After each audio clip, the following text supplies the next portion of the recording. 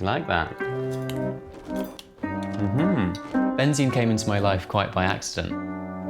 My partner's sister was just walking to work, saw this little ball of fluff just shivering on the pavement. So me and Janina took it in.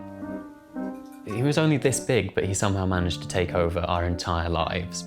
He would wake up at 6 in the morning and just start screaming in my face, wanting food. The bigger he grew, the more he shat. So our bedroom just became this horrible, stinking world of bird shit and rotting dog food. But because of how demanding he was, we quickly developed this incredibly close bond. I think when something needs you that much, you can't help but respond, even if they're climbing up on your head and shitting on it.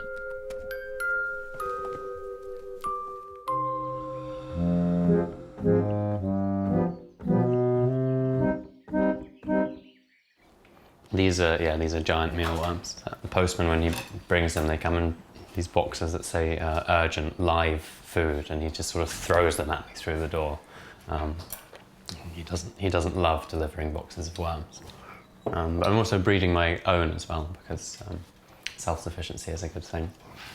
So it sort of happens in 3 stages. First, there's worm stage, and they eat all of this oats, and then they become larvae, and once they become larvae, because the mealworms are very cannibalistic, all the larvae have to be put in here, and then the larvae turn into these beetles, which are even more cannibalistic, and they have to be moved into here, and then each pair will lay 500 to 1,000 eggs each, and then from those eggs, new mealworms will be born. I did try one, and it just tasted of oats, so, like, you know, they are what they eat. But I don't make a regular habit of it. Janina tolerates my relationship with Benzene, but I think she thinks it's slightly inappropriate. It's not really the same as any other pet, but it's definitely a very intimate one. He has taken to coming in at 7 in the morning, so it's not really bird-free anymore. I care for the plants and Charlie cares for the bird.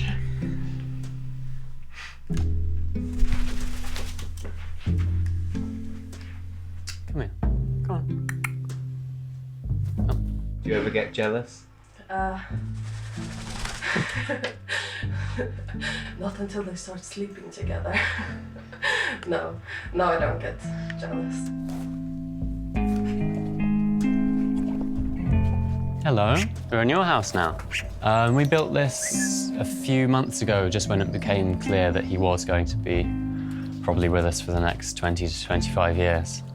Does that feel like quite a big commitment? It's, I mean, yeah, 20 years of shit scrubbing. Benzene. Look, it's a nice new perch that you can hang out on. Good boy. Oh, he's afraid of it. Hi, Sholto, it's Charlie Gilmore. I'm just calling about the Crow Cafe.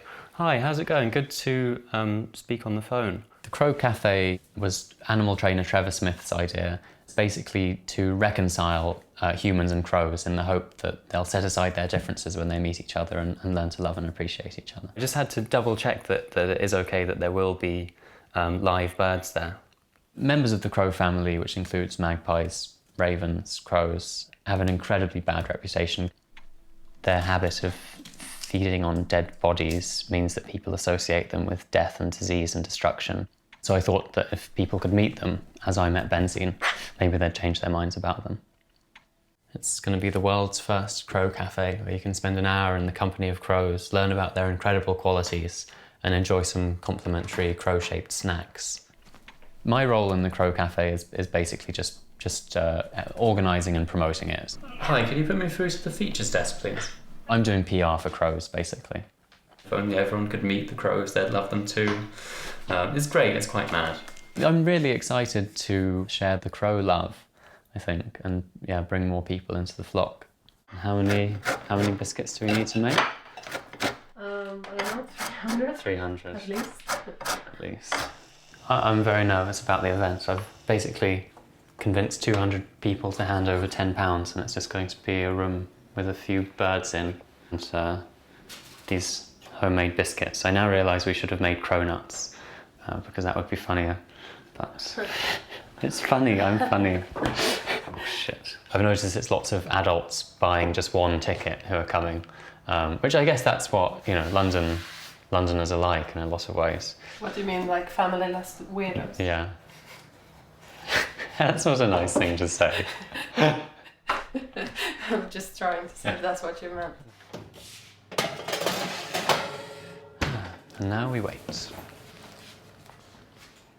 Until Benzine came into my life, I'd never really thought that birds could have their own personalities. And I found out what people do to other members of the crow family, which is they trap them and shoot them.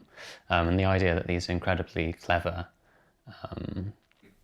social birds could be subjected to needless and wanton cruelty seemed almost unthinkable.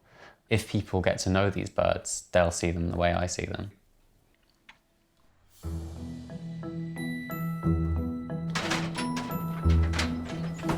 Change, extension cord, that is everything on my checklist.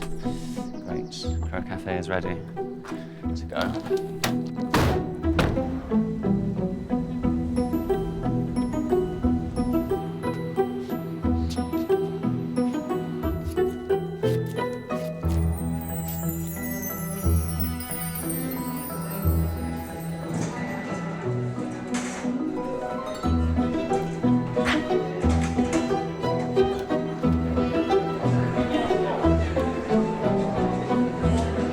So, welcome everyone to the world's first Crow Cafe. We've got 4 birds here for you to meet today. If you have any questions, you can ask Trevor Smith, who is the incredible animal man. He's been living with and loving crows since he was 6 years old. People have got fears of crows and rooks and magpies and, you know, the evil bird in the olden days, the witches and all that. But today we've given a bit of kindness and told them a little bit more about the crows and the rooks and the Corbus family. So I was the last to be a gamekeeper in my generation, in my family. So my father's father was a gamekeeper. It was my turn. I was devastated to realise that the farmers go out this time of the year, and the gamekeepers, and with their shotguns they blast the babies in the nest. And that made me so upset. So I used to bring the babies home and try and rear them and let them go again, because I thought it was so wrong. Now I get paid to work with my animals, which I love. Come a bit nearer if you are. It's classified as virgin. When Yum she pops and puts food in my mouth. So I've eaten lots of mealworms while I've been asleep. The Crow Cafe was a fantastic success. Say goodbye to the birds. Thank you. There were definitely lots of people who were already enthusiastic about crows coming. I think it definitely cemented their enthusiasm. I think they're going to go and spread the good news about crows.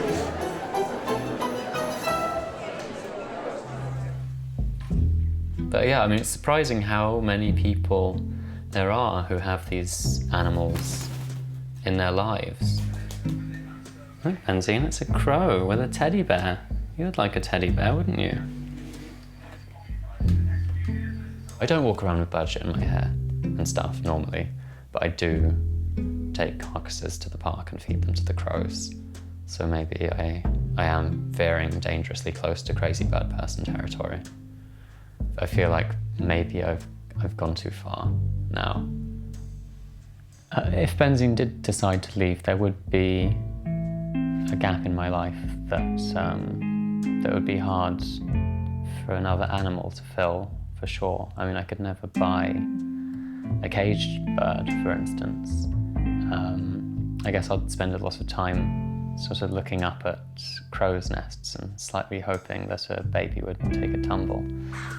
I think once you've gotten used to spending a lot of time looking after something, it's hard to know what to do with those caring instincts when they're no longer required. I guess maybe that's why a lot of parents, when their kids grow up, get empty nest syndrome and things like that, and yeah, find that they don't know what to do with themselves because they have nothing to care for. I suppose that's how I'd feel. I'd have empty nest syndrome if Benzine were to decide to leave. But I don't think she will, so that's fine.